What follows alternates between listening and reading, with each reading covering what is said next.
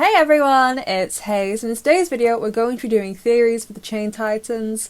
I'm going to be honest with you besties, I really don't have a lot to go on. I really think from the information we've been given, which at the time of recording isn't loads, it looks fairly straightforward to be honest. I don't really think I have much to add based on what I said in my trailer analysis and then from the teaser yesterday from TF1. I think it's pretty straightforward. So we open, like I said, with the tram in my trailer video, with Chris and Nino on it. They being dropped off by their dad, I think, who everyone seems to call Ash Ketchum from Pokemon. Which, yeah, I can see the resemblance from the back. But honestly, I'm excited to meet Nino's parents, because I've never been in the show before.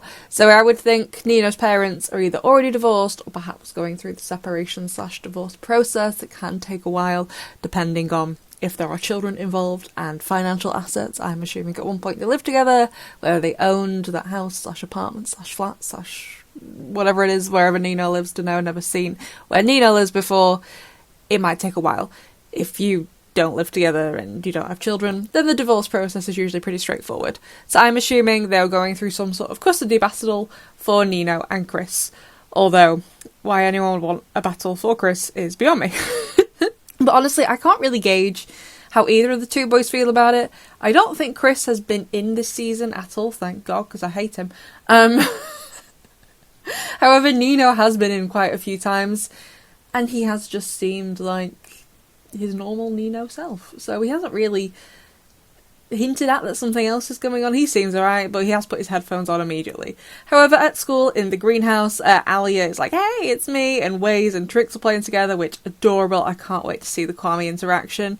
And I think possibly in the greenhouse, I'm assuming they're alone since the Kwame's out, they have a discussion to be like, hey, I think it's time we let Adrian and Marinette perhaps use our Miraculous. That would be so cool.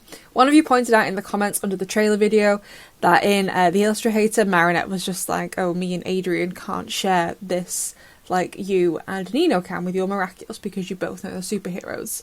Obviously, Marinette doesn't know Adrian is Cat Noir and he doesn't know she's Ladybug. So perhaps Alia is like, first of all, this will cheer Nino up because I'm assuming Nino has confided in his girlfriend what is going on with his parents, with his family situation. But it'll also help Marinette because Alia, depending when this episode is set, but from the events of Heartfixer and Sadanonsi, Alia is aware there's something going on between Marinette and Adrian, but Marinette can't say. So perhaps Alia is thinking, this will help them be closer together if they can, like, share the secret just for a day. So they see Nora in the canteen. I don't know what that's about. Hasn't she left for Shanghai yet? I don't know. So in the cafeteria, Nino is like, I am Carapace, and you can be too, just for one day. So they blindfold Adrian and Marinette and take them to this metro station, which apparently is an abandoned metro station. Although I am a bit confused why they blindfolded them anyway, since there is a big sign on the wall saying where they are, so it just seems a little bit silly. Like, if there's no sign, yeah, fair enough, blindfold them so they don't know where they're going so they can't get back. But it seems odd. But anyway, we've seen this platform before from the start of Relevator. It's where they seemingly do their training together. I don't know how often they do it. I think we've only seen it in Revelator up until now.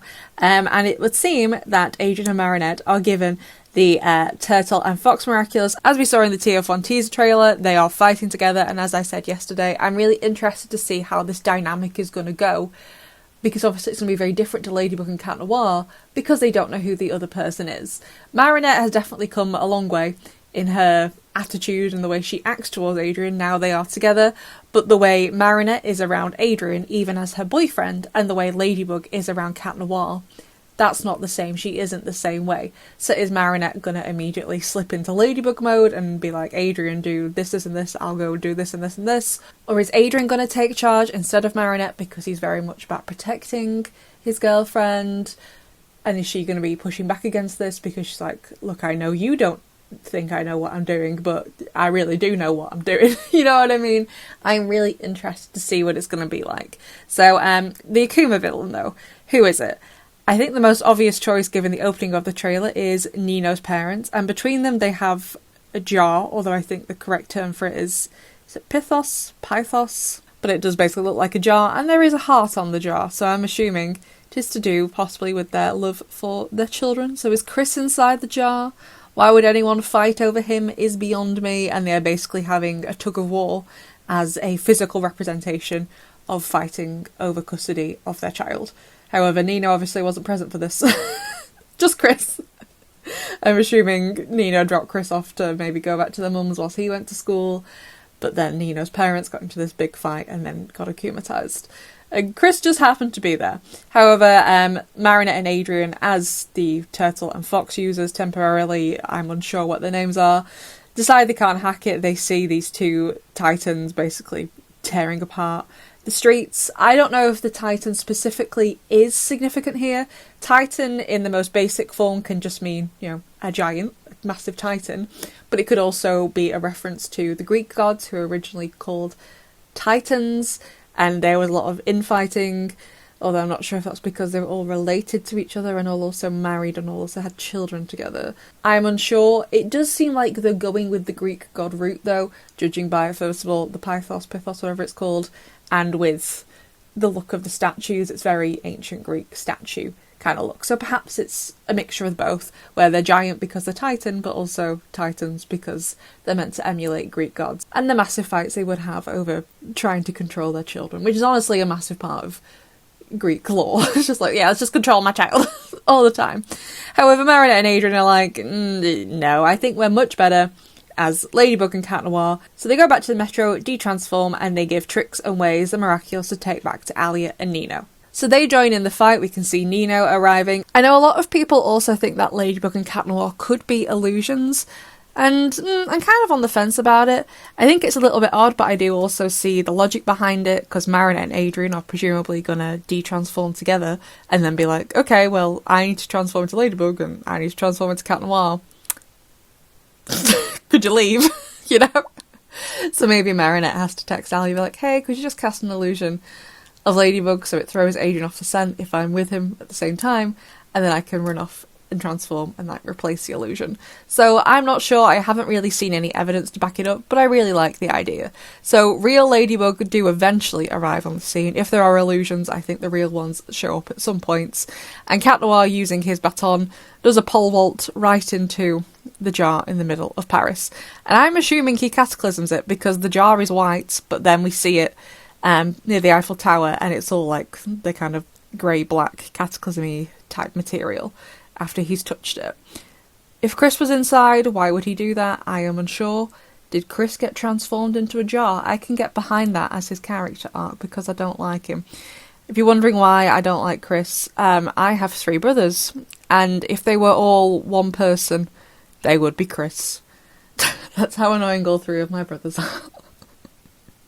But anyway, I think they're ultimately going to win the Akuma fight. I think it would be nice if it truly is Nino's parents, if they manage to, basically listen to their sons and break out of the Akuma. It would be nice perhaps if Nino, towards the end, de-transformed and went to talk to his parents, as himself, and get them to break out of the Akuma and listen to reason.